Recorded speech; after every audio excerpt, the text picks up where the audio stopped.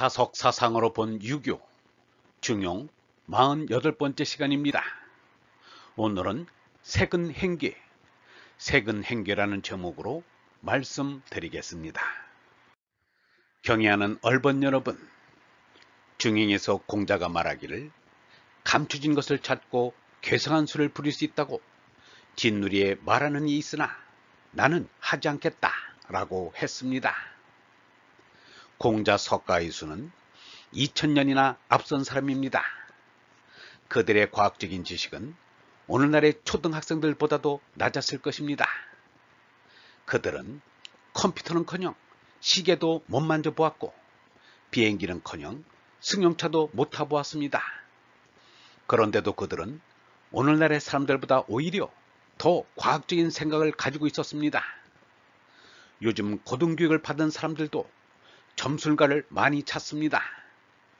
새말연초가 되면 잡지마다 토종 비결을 소개하고 점치는 법을 싣고 있으니 이 무슨 상식 이하의 해괴한 짓들인지 모르겠습니다.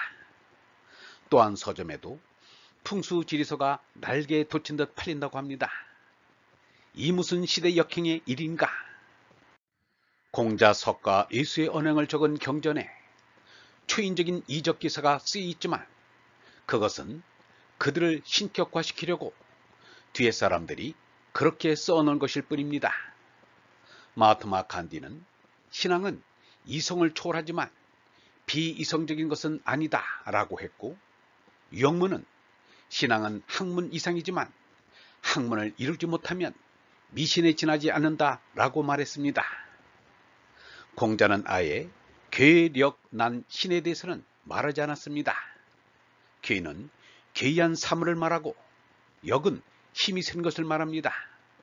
나는 도의에 어긋난 행동을 말하고 신은 잡신을 말합니다.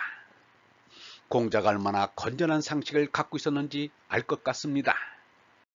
하늘의 달까지 미신적인 신앙을 한다는 것은 참으로 낯뜨겁고 부끄러운 일입니다.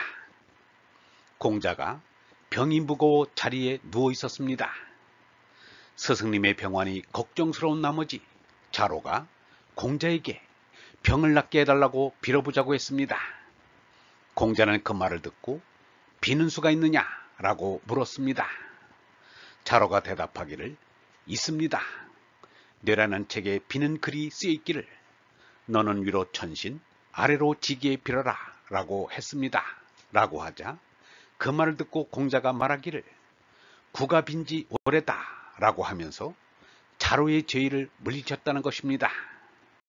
사람들이 왜 미신에 빠져 괴이한 짓을 하게 되는가? 죽는 것을 싫어하기 때문입니다. 그래서 안 죽는 짓이라면 무엇이라도 해보겠다는 것입니다. 그러나 참 사람은 사는데 매달리지도 않고 죽는데 흔들리지도 않습니다. 유영문은 말하기를 이 세상에서 바로 살 줄 알고 말씀을 아는 사람은 사는 것이 좋은 것인지 나쁜 것인지 기쁜 것인지 슬픈 것인지 잘 모르고 산다. 죽는 것이야말로 축할 일인지 모른다고 생각하면서 산다. 이렇게 사는 것을 부지지생이라고 한다. 살려준다고 좋아할 것도 없다. 죽이겠다고 해서 흔들릴 것도 없다 라고 했습니다. 주역의 기사상전에 탐색세근이라는 말이 있습니다. 시책과 귀갑을 써서 점을 치는 것입니다. 중용의 세근도 같은 뜻입니다. 공자는 시귀로 점치는 장문중을 비난했습니다. 공자가 위편 3절이 되도록 주역을 즐겨 읽었다는 말은 거짓말입니다.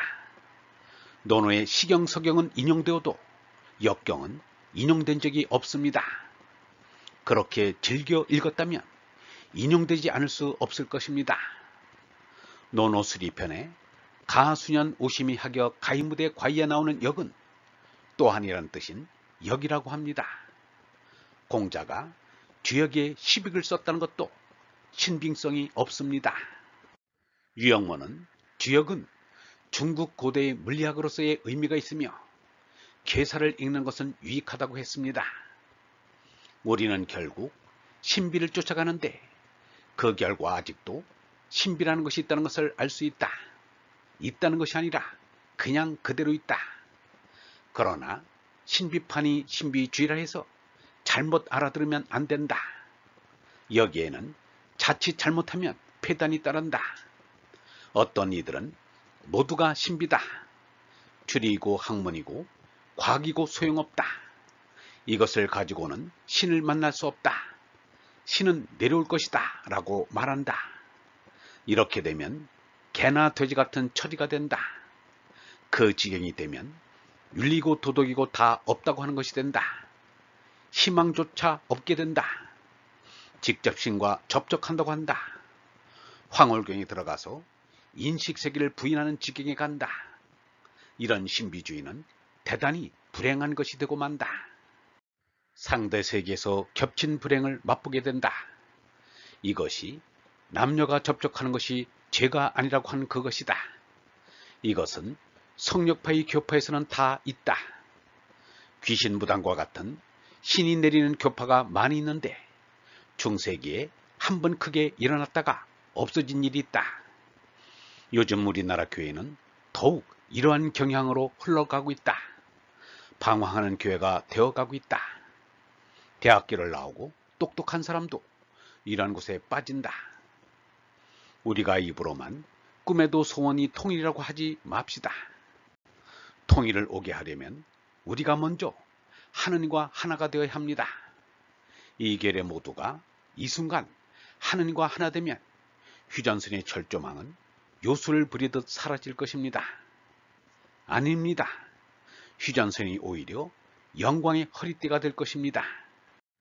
미신을 멀리하고 이적 기사를 믿지 않으시는 얼번 여러분, 점술은 남을 속이는 일이요 또한 자기마저 속이는 것입니다. 설령 경전에 쓰인 이적 기사라 해도 그 전부를 그대로 믿으면 아니 믿는 것만 못합니다. 거짓은 버려야 하고 참은 찾아 간직해야 합니다. 그러나 하느님께서 하늘에 감춘 것은 그냥 두시기 바랍니다. 미신을 쫓아 찾아내려 하지 말아야 합니다. 하늘에 숨겨진 것은 하느님이 권능 아래 그냥 두는 것이 훨씬 아름답습니다. 영성신학원 다석아카데미의 하늘소리였습니다.